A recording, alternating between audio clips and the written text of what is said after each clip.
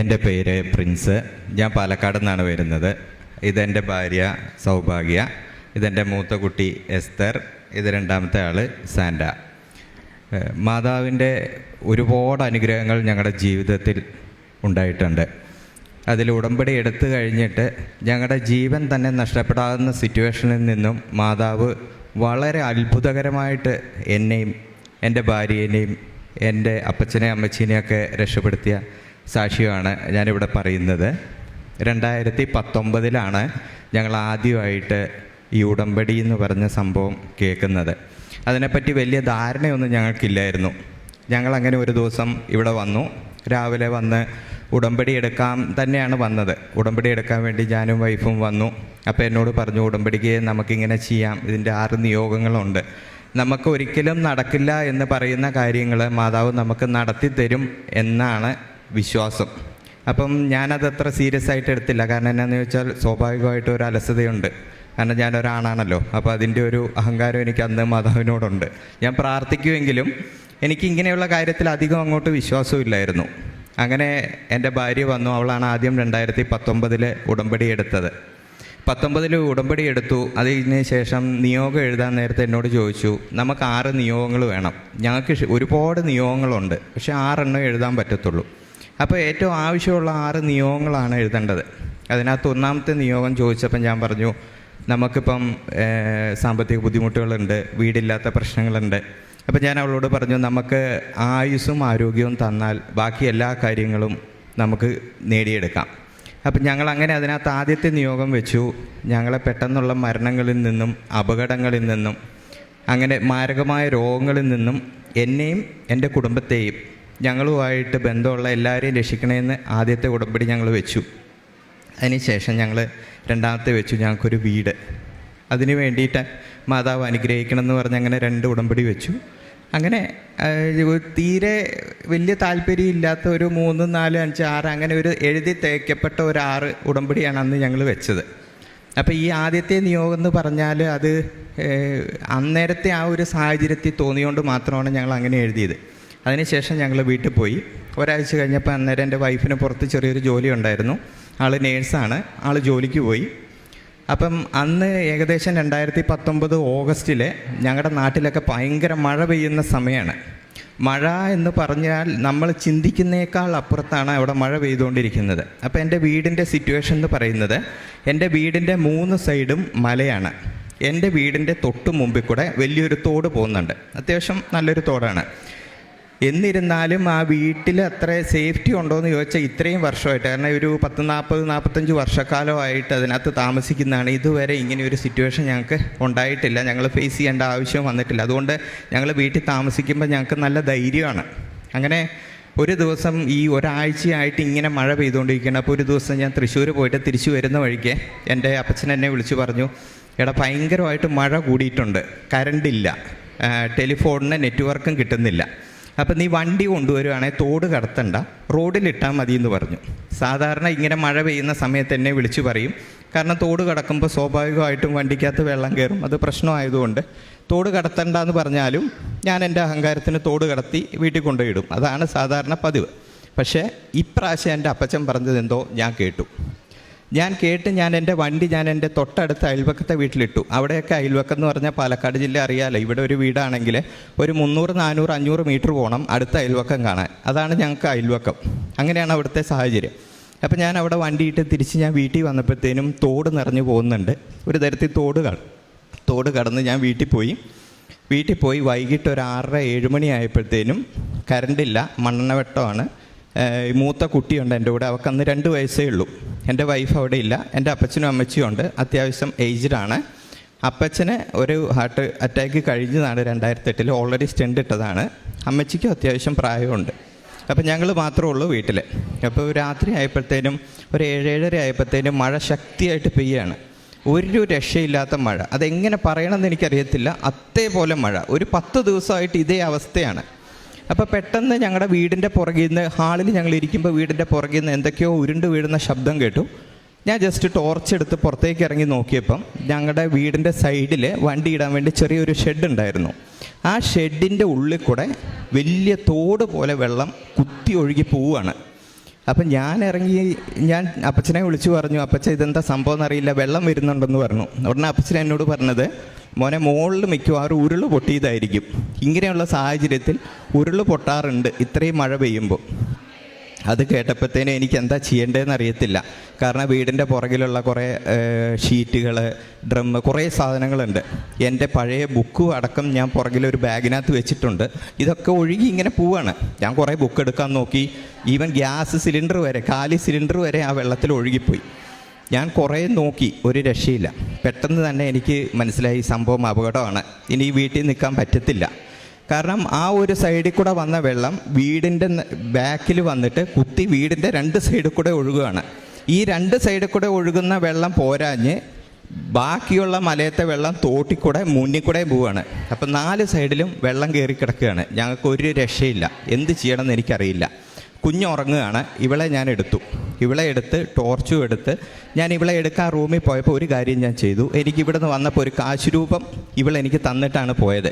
ഞാൻ ആ കാശ് രൂപം എടുത്ത് ഷർട്ട് ഇട്ടിട്ടില്ല, മുണ്ടിൻ്റെ മടുക്കുകുത്തേ വെച്ച് ഞാൻ ടോർച്ച് എടുത്ത് പുറത്തിറങ്ങി. 2 സൈഡും ഓടി ഓടി ഞാൻ ടോർച്ചടിച്ച് നോക്കുകയാണ്, ഏത് സൈഡിൽ കൂടെയാണ് ചെളി വരുന്നത്, ഏത് സൈഡിൽ കൂടെയാണ് വെള്ളം വരുന്നത്. അതേപോലെ മഴയാണ്, കറണ്ടില്ല, നെറ്റ്വർക്കും ഇല്ല, ഒരു മനുഷ്യനെ വിളിച്ചാൽ കിട്ടില്ല. അപ്പോൾ ഈ ഇടയ്ക്കിടയ്ക്ക് ഇങ്ങനെ ഓരോ സ്ഥലത്തും ഇങ്ങനെ ഉരുൾ പൊട്ടുന്ന ശബ്ദം നമുക്ക് കേൾക്കാം, ഇടി പോലെ. അന്ന് മൊത്തം അവിടെ പൊട്ടിയത് 28 ഉരുളാണ് ഞങ്ങളുടെ വീടിൻ്റെ കോമ്പൗണ്ട് ഫുള്ള് പൊട്ടിയത്. 28 ഉരുൾ പൊട്ടിയതിൽ ഞങ്ങളുടെ വീട്ടിൽ വന്ന് ആ ബാക്ക് സൈഡിൽ വന്ന് വെള്ളവും ചെളിയും കൂടെ വീടിനകത്ത് കയറാൻ തുടങ്ങിയ സമയം തൊട്ടിട്ട് ഞങ്ങൾ പ്രാർത്ഥിക്കുന്നുണ്ട്. എന്ത് ചെയ്യണം, എങ്ങനെ കടക്കണം, ആരെ വിളിക്കണമെന്ന് ഒരു ഐഡിയ ഇല്ല. കുഞ്ഞുണ്ട്, അപ്പച്ചനുണ്ട്, അമ്മച്ചിയുണ്ട്, ഞാനൊരാളേ ഉള്ളൂ. എന്തായാലും ഞാൻ അവിടെ നിന്നു. ഞാൻ മനസ്സിൽ ടോർച്ച് അടിച്ചുകൊണ്ട് ഒരൊറ്റ പ്രാർത്ഥനയെ ഞാൻ പ്രാർത്ഥിച്ചുള്ളൂ. അമ്മേ മാതാവേ, ഞാനും ഭാര്യയും നിൻ്റെ സന്നിധിയിൽ വന്നതാണ്. നിൻ്റെ സന്നിധി വന്ന് ഞാനൊരു ഉടമ്പടി എടുത്തിട്ടുണ്ടെങ്കിൽ ഈ ഒരു വെള്ളവും ഈ ഒരു മഴയ്ക്കോ എന്നെയോ എൻ്റെ കുടുംബത്തെയോ നശിപ്പിക്കാൻ പറ്റത്തില്ല. എൻ്റെ കരം പിടിച്ച് അങ്ങ് എങ്ങനെയും എന്നെ ഈ തോട് കർത്തണം. ഞാനത് മാത്രമേ പ്രാർത്ഥിച്ചുള്ളൂ. ഞാൻ കണ്ണടച്ചത് പ്രാർത്ഥിച്ച് തിരിഞ്ഞ് ഞാൻ നോക്കുമ്പം ടെറസിൻ്റെ മുകളിലേക്ക് കയറാൻ വേണ്ടി വെച്ചിരിക്കുന്ന ഒരു സ്റ്റീലിൻ്റെ കോണിയാണ് ഞാൻ കാണുന്നത്. ഒന്നും നോക്കിയില്ല, കോണി എടുത്ത് തോടിൻ്റെ കുറുകെ ഇട്ടു. 2 കവുങ്ങ് വെട്ടിപ്പൊളിച്ച് അതിലേക്കിട്ട് ഞാൻ അപ്പച്ചനെ ആദ്യം കടത്തി, കയറ് കെട്ടി. അത് കഴിഞ്ഞ് അമ്മച്ചീനെ കയറ് കെട്ടി കടത്തി. അത് കഴിഞ്ഞ് കുഞ്ഞിനെ എടുത്ത് ഞാൻ അപ്പുറത്ത് കടത്തി. അങ്ങനെ ഞങ്ങൾ അവിടുന്ന് രക്ഷപ്പെട്ടു. അന്നത്തെ ആ ഒരവസ്ഥ. പിന്നെ അത് കഴിഞ്ഞ് 2 ദിവസം കഴിഞ്ഞിട്ട് പിന്നെ ഒരാഴ്ചയോളത്തോളം ഞങ്ങൾ പള്ളിയുടെ ക്യാമ്പിലായിരുന്നു. അതൊക്കെ കഴിഞ്ഞ് അപ്പം ആ ഒരു സിറ്റുവേഷനായി. പിന്നെ തിരിച്ച് വീട്ടിലേക്ക് പോകാൻ ഞങ്ങൾക്ക് കഴിയില്ല. കാരണം ഓരോ പ്രാവശ്യം മഴ പെയ്യുമ്പോഴും ഈ ഉരുൾ പൊട്ടിപ്പോയ ചാലിക്കൂടെ വെള്ളങ്ങൾ വന്നുകൊണ്ടിരിക്കുകയാണ്. അപ്പോൾ ഈ വെള്ളം വരുന്ന ആ സൗണ്ടും ആ ഒരു ബുദ്ധിമുട്ടും കൂടെ ഞങ്ങൾക്ക് ഭയങ്കരമായിട്ട്, ഒന്നാമത് വയസ്സായ ആളും കൂടെ ആയതുകൊണ്ട് അവിടെ താമസിക്കാൻ പറ്റാത്ത സ്ഥിതിയായി. പിന്നെ രണ്ടാമത്തെ ചിന്ത, ഒരു വീട് മേടിക്കണം, അവിടുന്ന് എങ്ങനെയും മാറണം, അതല്ലാതെ വേറെ വഴിയില്ല. അങ്ങനെ ഞാൻ ഇവളോട് കാര്യങ്ങൾ പറഞ്ഞു. അപ്പോൾ ഞങ്ങളൊരു വീട് നോക്കാൻ വേണ്ടി പോയി. ഇതെൻ്റെ 2ാമത്തെ സാക്ഷ്യമാണ്. വീട് നോക്കാൻ വേണ്ടി വീട് പോയി കണ്ടു, ഇഷ്ടപ്പെട്ടു. കയ്യിലൊറ്റ പൈസയില്ല, വീട് മേടിക്കുകയും ചെയ്യണം. ഞങ്ങൾക്ക് ഈ മഴ തുടരെ ഇങ്ങനെ വന്നുകൊണ്ടിരിക്കുകയാണ്. കാരണം അന്ന് കാലവർഷമായിട്ടുള്ളൂ, തുലാവർഷമായിട്ടില്ല. അപ്പം മഴ പെയ്യും തോറും ഞങ്ങൾക്ക് അവിടെ നിൽക്കാൻ പറ്റത്തില്ല. അറിയാമല്ലോ, ദുരിതാശ്വാസ ക്യാമ്പിലൊക്കെ ഒരു പരിധി കഴിഞ്ഞാൽ പിന്നെ ആരും തിരിഞ്ഞു നോക്കാത്ത അവസ്ഥയാവും. പിന്നെ അങ്ങോട്ടൊന്നും കയറ്റത്തില്ല. അപ്പോൾ ഒരു തരത്തിൽ ഞങ്ങൾ വീട്ടിൽ വന്ന് ഞാൻ പിന്നെ പ്രാർത്ഥിക്കാൻ പറഞ്ഞു. ഞാൻ പ്രാർത്ഥിച്ചു, ഇവളോടും പ്രാർത്ഥിക്കാൻ പറഞ്ഞു. അങ്ങനെ ഒരു വീട് കണ്ടു. വീട് കണ്ട് ഏകദേശം ഇഷ്ടപ്പെട്ടു, അഡ്വാൻസ് കൊടുത്തു. അത് കഴിഞ്ഞ് ഒരു 2-3 ബാങ്കിൽ കയറി നോക്കി. മാനേജർമാരും ലോണ് തരില്ല. കാരണം ഇങ്ങനെ ഒരു ഉരുളുപൊട്ടിൻ്റെ പ്രശ്നം കൂടെ ഉള്ളതുകൊണ്ട് ആ ഭാഗത്തേക്ക് അവർ ലോണ് തരത്തില്ല എന്ന് തീർത്ത് പറഞ്ഞു. ഉടനെ ഞാൻ അവിടുന്ന് ഇവിടെ വന്ന് ഈ ആൾക്കാരെ വന്ന് മാതാവിൻ്റെ മുഖത്ത് നോക്കി ഞാൻ പറഞ്ഞു, എൻ്റെ ജീവൻ നീ രക്ഷിച്ചു, അത് ശരിയാണ്, അതിന് ഞാൻ എന്നും നന്ദിയുള്ളതാണ്. ഇനി എന്നെ പേടിപ്പെടുത്തി നീ എന്നെ മുന്നോട്ട് ജീവിപ്പിക്കരുത്, അതിനെന്തെങ്കിലും ഒരു തീരുമാനം നീ എനിക്കിന്ന് ഉണ്ടാക്കി തരണം എന്ന് പറഞ്ഞു. ഇത് പ്രാർത്ഥിച്ച് ഞാൻ ഇവിടുന്ന് പോയി. ആ സമയത്ത് വൈഫ് അവിടെ ഒരു ദിവസം 53 പ്രാവശ്യം പ്രത്യക്ഷീകരണ പ്രാർത്ഥന 53 ദിവസം ചൊല്ലിയായിരുന്നു. അതിൻ്റെ ഫലമായിട്ട് ഞങ്ങൾക്ക് വീട് അഡ്വാൻസ് കൊടുക്കുകയും 2019 ഡിസംബറിൽ തന്നെ ഞങ്ങൾ വീട് രജിസ്ട്രേഷൻ ചെയ്തെടുക്കുകയും ചെയ്തു.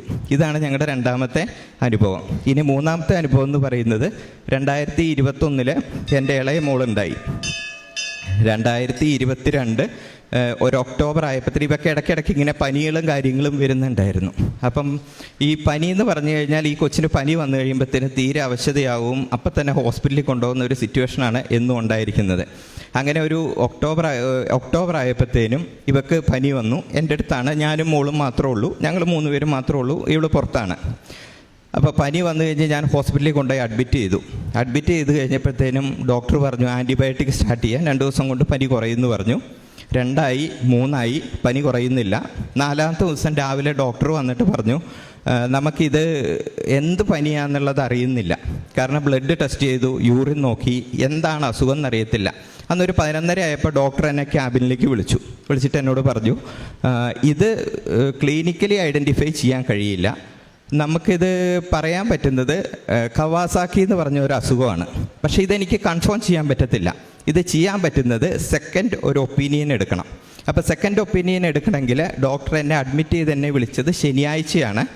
അപ്പോൾ പിറ്റേ ദിവസം ഞായറാഴ്ചയാണ്. ഓൾറെഡി 3-4 ദിവസം ഹോസ്പിറ്റലിലായി. കുട്ടിയുടെ സിറ്റുവേഷൻ വളരെ മോശമായി. ഈ കവാസാക്കി എന്ന് പറയുന്നത് ഹേർട്ടിലെ കൊറോണറി ആർട്ടറിനെ ബാധിക്കുന്ന ഒരു അസുഖമാണ്. ഇത് ഹേർട്ടിൻ്റെ കൊറോണറി ആർട്ടറി വീങ്ങിയിട്ട്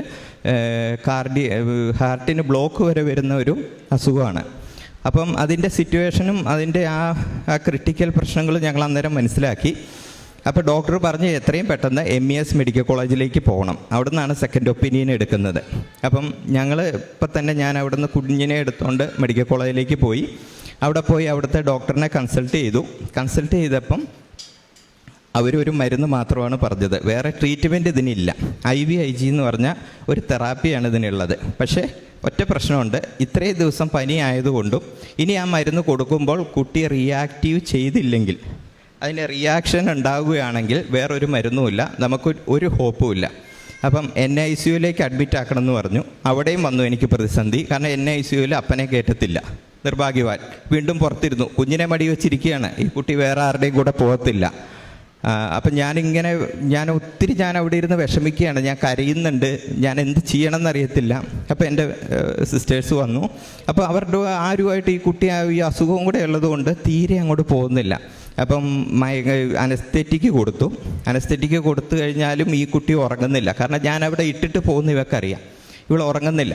അപ്പം ഞാൻ ഇവളെ എടുത്തു കഴിഞ്ഞ് ഞാൻ പുറത്തു പോയിട്ട് ഞാൻ വൈഫിനെ വിളിച്ചിട്ട് ഞാൻ പറഞ്ഞു, ഇവിടെ ഇന്ന പോലെയാണ് സിറ്റുവേഷന്, നമുക്ക് ഇനിയിപ്പോൾ ഈ മരുന്ന് കൊടുക്കാതിരിക്കാൻ കഴിയില്ല, എന്തായാലും ഇത്രയും വൾഗറായ ഒരു സിറ്റുവേഷനായി, അതുകൊണ്ട് മരുന്ന് നമ്മൾ കൊടുക്കാൻ തീരുമാനിക്കുകയാണ്. അപ്പം നീ പ്രാർത്ഥിക്കണം, ഞാനും പ്രാർത്ഥിക്കാം.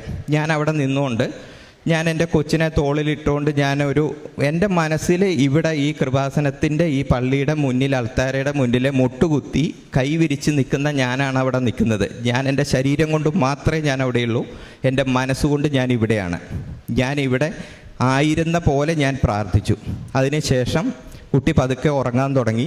കുട്ടീനെ ഞങ്ങൾ NICUവിൽ കൊടുത്തു. എൻ്റെ ചേച്ചി ഉണ്ടായിരുന്നു. പതുക്കെ മയങ്ങിക്കഴിഞ്ഞപ്പോഴത്തേനും NICUവിൽ കൊടുത്ത് 8:30 ആയപ്പോഴത്തേനും ഫസ്റ്റ് ഡോസ് കൊടുക്കാൻ തുടങ്ങി.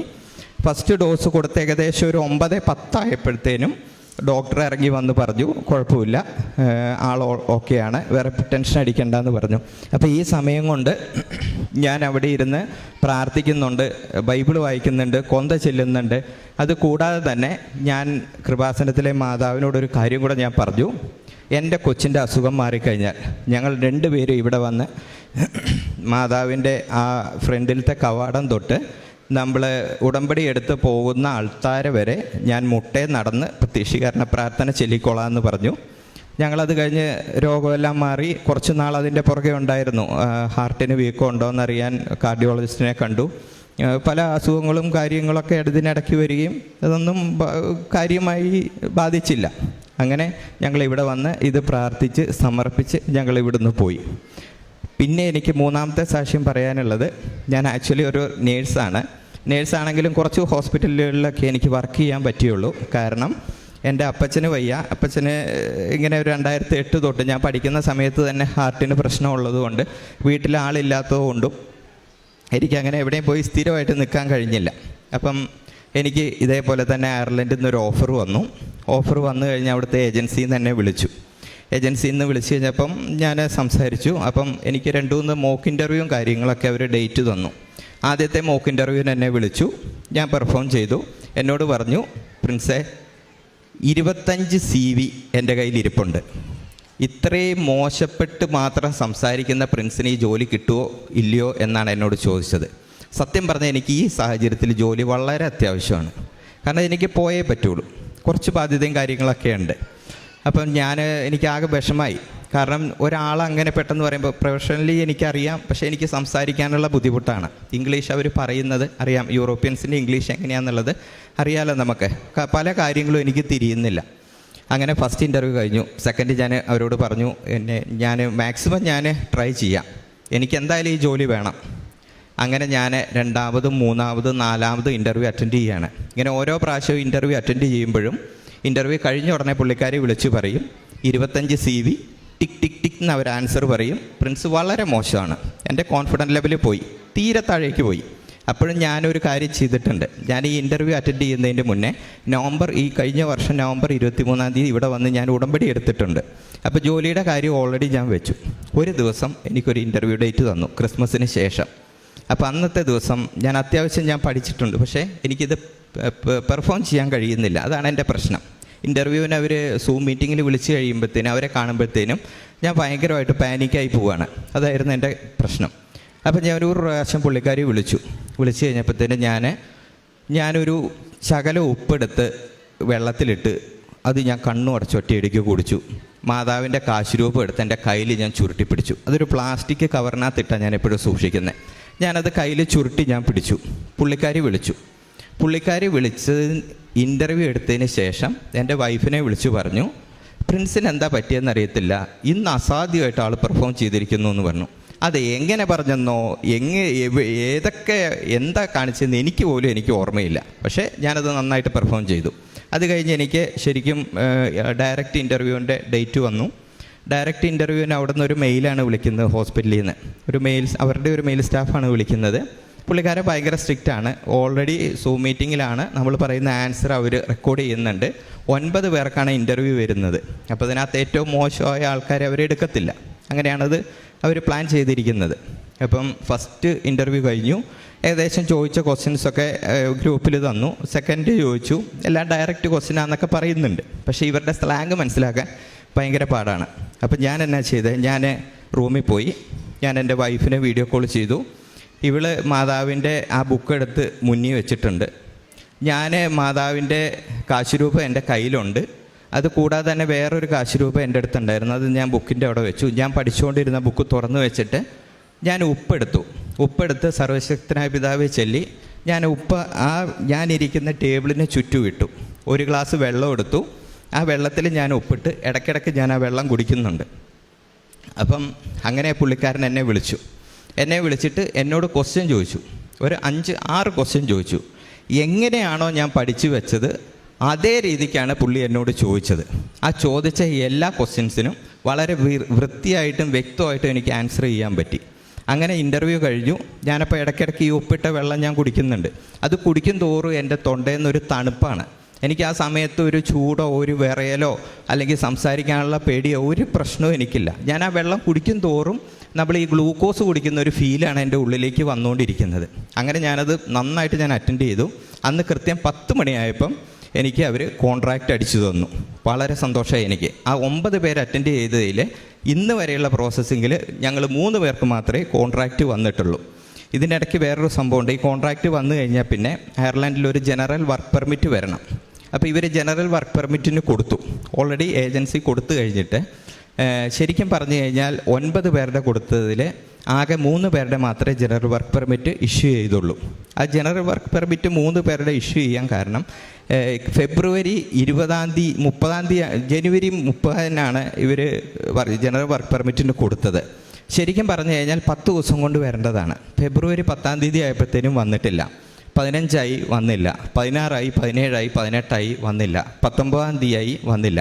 അപ്പം ബാക്കി എല്ലാവരുടെയും റിജക്റ്റായി. അവർക്ക് മെയിൽ വന്നു. എനിക്കൊരു കൺഫർമേഷനും ഇല്ല. ഞാൻ കൊടുത്തതിനെപ്പറ്റി എനിക്കൊരു അറിവുമില്ല.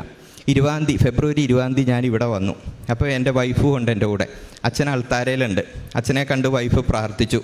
അപ്പം ഞാനിവിടെ നിന്ന് പ്രാർത്ഥിക്കുന്നുണ്ട്. അപ്പം ഞാൻ മൊബൈലെടുത്ത് അതിനകത്ത് നോക്കി സ്റ്റാറ്റസ് എന്തായി, എന്തെങ്കിലും അപ്ഡേഷൻ ഉണ്ടോ. ഒരു സ്റ്റാറ്റസും ഇല്ല, ഒരു അപ്ഡേഷനും ഇല്ല.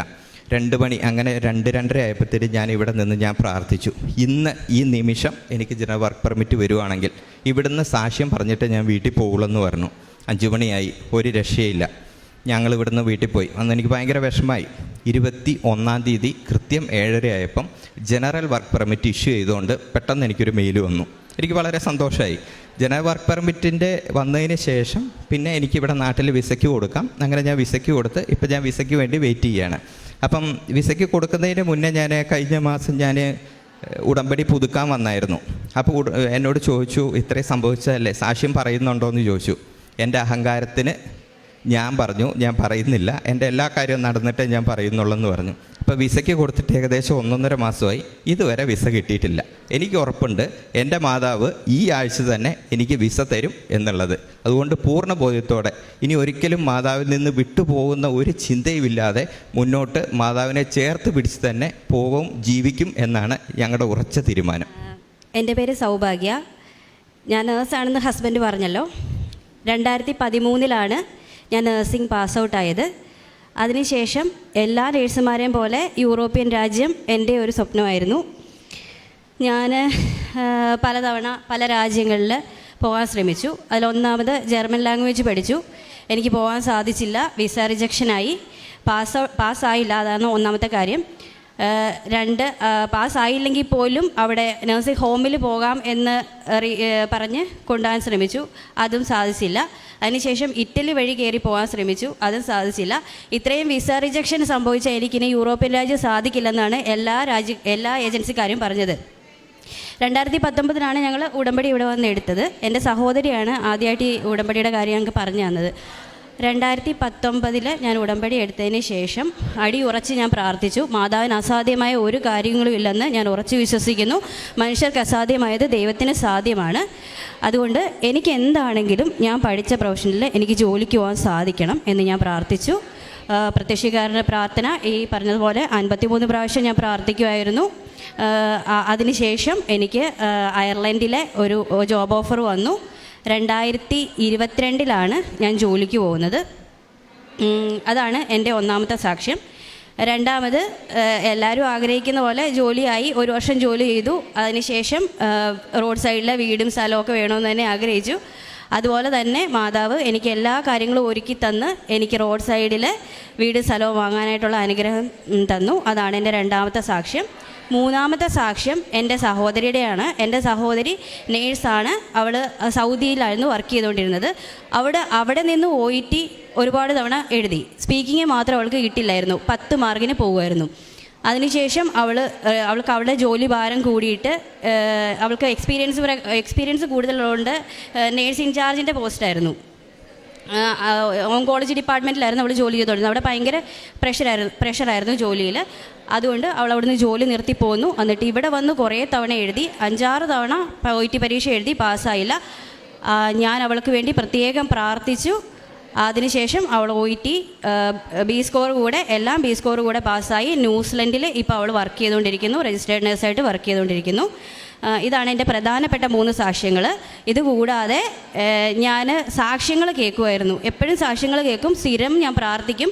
കാരണം ഞാൻ പറഞ്ഞല്ലോ, ഞാൻ അയർലൻഡിലാണ് വർക്ക് ചെയ്യുന്നത്, ഫാമിലി ഇവിടെയാണ്, തന്നെയാണ് ഒരു റൂമിൽ ഒരു ഐറിഷ് ഫാമിലിയോടാണ് താമസിക്കുന്നത്. അപ്പോൾ എനിക്ക് ഇഷ്ടംപോലെ സമയമുണ്ട് പ്രാർത്ഥിക്കാൻ. 3 ദിവസമുള്ള ആഴ്ചയിൽ ഡ്യൂട്ടി. അപ്പം ഞാൻ സാക്ഷ്യങ്ങൾ കേൾക്കുമ്പോൾ എല്ലാവരും മാതാവിനെ സ്വപ്നം കാണുന്നു എന്നൊക്കെ കേൾക്കും. അപ്പോൾ ഞാൻ പ്രാർത്ഥിക്കും, എനിക്ക് മാത്രം എന്താ ഇങ്ങനെയൊന്നും സാധിക്കാത്തത്? എൻ്റെ പ്രാർത്ഥന മോശമായിട്ടാണോ? അതോ എനിക്ക് ഭയങ്കര ദേഷ്യമുള്ള സ്വഭാവമാണ്, പെട്ടെന്ന് മറ്റുള്ളവരോട് ദേഷ്യപ്പെടും. അതൊക്കെ ഈ ജോലിയുടെ ഭാഗമായിട്ട് ഉണ്ടാകുന്നത് കൊണ്ടാണോ എന്നൊക്കെ എനിക്ക് സംശയം ഉണ്ടായി. അപ്പം ഞാൻ പ്രാർത്ഥിച്ചു, എന്നെ തന്നെ എളിമപ്പെടുത്തി, എന്നെ തന്നെ വിശുദ്ധീകരിക്കാൻ ഞാൻ ശ്രമിച്ചു. അതിനുശേഷം ഒരു ദിവസം കൃത്യമായിട്ട് ഞാൻ ഓർക്കുന്നുണ്ട് ഡേറ്റ്, ജൂലൈ മാസം 3-ാം തീയതി അച്ഛൻ എൻ്റെ തലയെ തൊട്ട് പ്രാർത്ഥിക്കുന്നതായിട്ടാണ് ഞാൻ സ്വപ്നം കണ്ടത്. കുറേ നേരം ഈ അൾത്താരയിൽ എൻ്റെ തലയെ തൊട്ട് പ്രാർത്ഥിച്ചു. അത് എനിക്ക് ശരിക്കും പറഞ്ഞാൽ ഞാൻ 4 വർഷമായിട്ട് കൊതിച്ചിരുന്ന ഒരു സമയമാണ് ഇങ്ങനെ സാക്ഷ്യം പറയുക പറയുന്നത്. അത് ഞാൻ അവധിക്ക് വന്നപ്പോഴും എനിക്ക് സാധിച്ചില്ല. എല്ലാ നിയമങ്ങളും സാധിച്ചിട്ട് വന്ന് പറയാനാണ് പറഞ്ഞത്. അത് കഴിഞ്ഞ് ഞാൻ പിന്നെ തിരിച്ചു പോയിട്ട് ഇതുപോലെ അച്ഛനെ എനിക്ക് സ്വപ്നം കാണാൻ സാധിച്ചു. അതിനുശേഷം അച്ഛൻ അയർലൻഡിൽ വന്നു. അയർലൻഡിൽ ലിംബ്രിക്കിൽ വന്നു. 3 ദിവസം ധ്യാനം ഉണ്ടായിരുന്നു. എനിക്ക് അച്ഛനെ കാണാനും സാധിച്ചു, ധ്യാനം കൂടി പ്രാർത്ഥിക്കാനും സാധിച്ചു. ഇത്രയും അനുഗ്രഹങ്ങൾ എൻ്റെ ജീവിതത്തിൽ ചെറുതും വലുതുമായിട്ടുള്ള ഒരുപാട് അനുഗ്രഹങ്ങൾ തന്നിട്ടുണ്ട്. ഞാൻ ഈ ഉടമ്പടി വസ്തുക്കൾ അവിടെയുള്ളവർക്കും കൊടുക്കും. അവിടെയുള്ളവർക്ക് കൊടുത്തിട്ട് ഓട്ടിസ്റ്റിക് ആയിട്ടുള്ളൊരു കൊച്ചിന് പരിപൂർണമായ സൗഖ്യം ലഭിച്ചു. കാരണം ആ കൊച്ചിനെ എനിക്ക് പേഴ്സണലി അറിയില്ല. ഞാൻ കുർബാന കൂടാനായിട്ട് പോകും. അവിടെ കണ്ട ഒരു കൊച്ചാണ്, എൻ്റെ മൂത്ത കൊച്ചിൻ്റെ പ്രായമേ ഉള്ളൂ.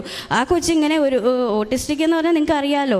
അപ്പോൾ ഒരുമാതിരി പ്രാർത്ഥനയൊക്കെ കൂടാതെ, പക്ഷേ അവർ കൊണ്ടുവരും, എല്ലാ ഞായറാഴ്ച അവർ കൊണ്ടുവരും. അതാണ് അവരുടെ ഒരു പ്രത്യേകത.